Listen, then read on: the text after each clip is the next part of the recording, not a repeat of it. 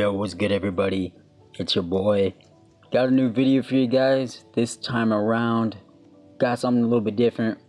I've been wanting to do a reading log for quite some time now.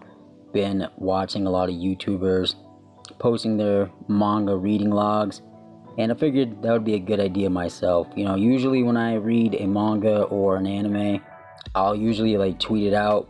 Just shout out to the homies, tell them what I'm reading or watching. And I figured this would be better because I've been wanting to record more videos, post it on the channel, and figured this would be a good idea. So this will be everything I read for the month of December. So yeah, let's get started. Alright, so the first volume that I read this month is Blood on the Tracks, Volume 2. This is by the same creator who did Flowers of Evil and also Happiness, Shuzo Ishimi. This manga right here, Blood on the Tracks, is absolutely nuts. It is crazy. I did not think it was going to get more crazier than Volume 1, but it did. This Volume 2 was so weird and creepy, but it was really good. It's a really fun read. It's super like easy to read. It's like barely any dialogue on in this manga, so it's like a very quick read. But this volume really right here, it really reminded me of a series called Bates Motel. I don't know if you guys have ever checked it out or heard of it, but it's like a prequel to, you know, Alfred Hitchcock's Psycho movie.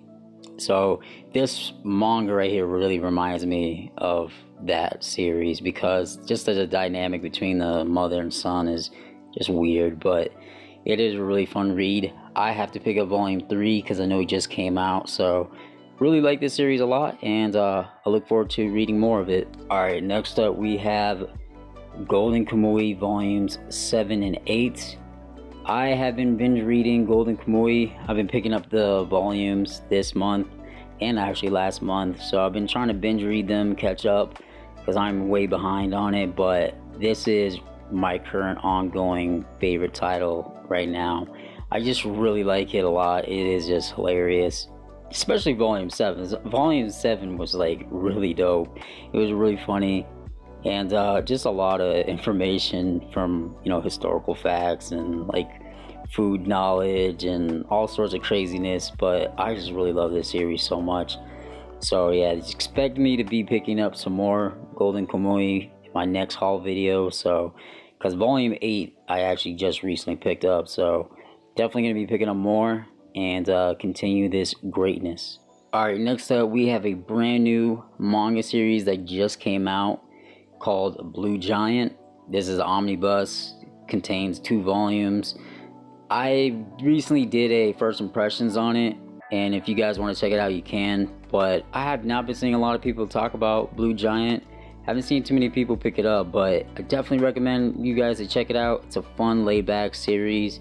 If you guys like music themed stories, this is definitely one that you need to pick up. Alright, next up we have Ajin Demi-Human. I recently just picked one of the volumes up in one of my last haul videos, and been trying to go back and trying to catch up with the manga because I did watch the anime back in the days and I really enjoyed it. I know a lot of people don't like the CGI in the anime, but I personally enjoyed it. I liked the story. It wasn't like my favorite animation style, but the story overall of Ajin is really dope. Love the villain in the series. The series itself is really fantastic. I think it's pretty underrated in my opinion. I wish it would get more attention, but yeah, I need to pick up more volumes of Ajin. It is one of those series that's a little bit pricey in my opinion, especially for the size of what you get. You know, I was a little bit critical of you know, Vertical's prices are pretty expensive for the little volumes, but I still really enjoy this series, and I'm definitely gonna be picking up Volume 3 maybe in my next haul video. So yeah, need to pick up some more Ajin. Alright, next up we have 20th Century Boys Perfect Edition Volume 9. This volume right here may be my favorite volume from the series. A lot of crazy shit went down in here. I mean, a lot of stuff happens in pretty much every volume of 20th Century Boys. It's such a good mystery story, but I just really dug this volume a lot. And yeah, we pretty much are coming to an end to this series. I mean, think there's like two volumes left, plus if you consider 21st Century Boys, so I guess that would be 3 volumes. But yeah, pretty much are coming to an end to it, and definitely gonna be picking up volume 10 pretty soon. Alright, next up we have No Longer Human, volumes 1, 2, and 3. I've owned No Longer Human for such a long time. This is one of the earlier titles I had when I got first hardcore into collecting manga, and this series means a lot to me. It's a series I really love a lot. It's not in my like top 10 anymore. It used to be like one of my favorites, but it's still something that I really enjoy a lot. I try to go back to it just about every once a year and reread it. I still have yet to pick up Junji Ito's No Longer Human, so probably need to do that and see if it's just as good, if not better. Alright, so moving on to the comic books that I've read this month, which I have to be honest, I actually read more comic books in the month of December, because one of my pickups I did pick up in my last video was Batman the Omnibus by Scott Snyder and Craig Capullo, and still currently reading this book at the moment, because it's going to probably take me a while to finish it, because it is definitely a big size book. But I did read pretty much all of the Court of Owls storyline and also Death of the Family. To be honest, I forgot how good Death of the Family was. I mean, it is super creepy and dark.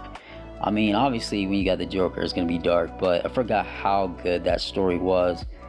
You know, Joker, probably some of my favorite moments in the book, which is definitely something that leads up into the newer titles. I think also, you know, it's connected to one of the recent, you know, stories, which is like the Three Jokers storyline that just recently came out, and a really nice hardcover, which I have to still pick up. But yeah, like I said, I forgot how good Death of the Family was, and Court of Owls is also just really awesome. It's probably one of my favorite rogues gallery is the Court of Owls. Just a super creepy gothic story. And yeah, I still need to read the Zero Year, which I'm still reading at the moment, like I said, and it's probably gonna take me a while to finish it, but this was a really fun read. Alright, so the rest of the comic books that I did read were actually digitally. I've been reading a lot of Valiant Comics. If you guys don't know what Valiant Comics is, it's another comic book company, very similar to Marvel and DC, but I would say they're a little bit more edgier. But they do have a lot of similar characters to those other, you know, comic book companies. And one of them is Harbinger. I read about issues 1 through 25 of Harbinger. If you guys don't know what Harbinger is, it's pretty much a carbon copy of the X-Men. They're similar to like mutants, but I would actually say X-Men's a lot better than Harbinger. But Harbinger is actually a pretty cool, you know, group of characters. And also read Bloodshot 1 through 23.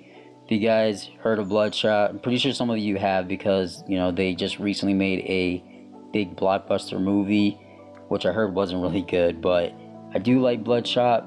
Bloodshot really reminds me of a Punisher mixed with Wolverine. He has a big healing factor similar to Wolverine. I would actually say he has actually better of healing factor, but I don't know if that's a controversial opinion, but he's a pretty cool character. I read both of those because they leading into this big crossover between the two characters of Harbinger Group and also Bloodshot, which was Harbinger Wars, which is like their big crossover, like I said. I also read, which is my personal favorite superhero in the Valiant Comics universe, is X-O Manowar. I've been really reading a lot of the X-O Manowar. This is at least the 2012 run. I'm trying to read them chronologically, so that's what's making it pretty hard for me, because I really want to move on to the 2017 run, but I said I wasn't going to pick up that book until I finished the 2012 run. So I read about issues 1 through 31 of X-O Manowar. Like I said, X-O Manowar is one of my favorite titles in the Valiant universe. Also read Unity, which is like the Valiant comic books equivalent, I guess, to the Justice League. It's their big, like, you know, another big crossover, but I would say Unity is a little bit bigger. It is a pretty good, you know, comic. I wouldn't say they're as good as the Justice League, but like I said, I do love a lot of the characters in Unity: Ninjak, Exo Man of War, Livewire, and also Eternal Warrior.